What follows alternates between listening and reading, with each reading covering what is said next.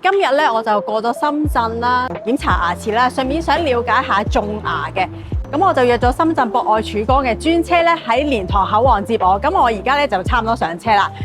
咁呢個口岸專車接送服務咧，真係非常之貼心啊！就算同老人家一齊嚟整牙咧，都唔驚太辛苦啦。過咗關之後，直接上車，大概20分鐘車程左右咧，就去到深圳博愛曙光醫院。咁而家咧，我都親身試下呢一個公益口腔檢查先。我喺網上面見到有公益慈善券咧，係可以檢查牙齒，我想嚟申請。好，呢個就係申請表，你可以填下申請表。好啊。跟住填完之後，我哋會俾翻2張檢查券俾你嘅，一張係檢查嘅，一張係種植牙嘅。哦，好嘅，唔該。拎呢個慈善醫療券咧，其實原來好簡單，去前台拎咗呢份表格，填完之後咧，佢就會蓋印啦，跟住咧就會安排去照 CT， 成個流程都係非常之簡單，亦都唔複雜嘅。幫我檢查牙齒嘅呢一位咧就係趙君利院長，係醫學嘅博士，口腔專科嘅院長，口腔頜面外科副主任醫生，已經有30年牙科嘅經驗。我檢查完之後咧，好開心啦，因為我啲牙齒係非常之健康啊！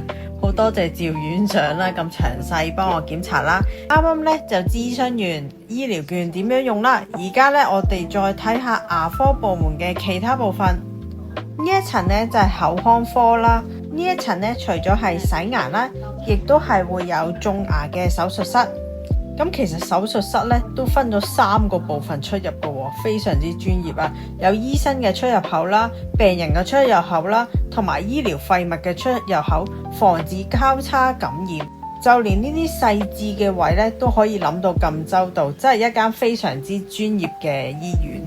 另外仲有一層咧係叫老友會啦，係特別為香港人而設嘅。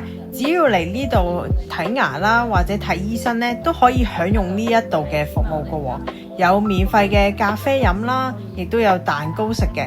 唔單止咁噶，仲有好多唔同嘅室噶，有咖啡室啦、茶室啦、家庭影院啦、健身房啦、養生足浴室啦、舒緩按摩室啦、奇藝室，呢啲都會有齊，係可以免費俾香港人使用嘅。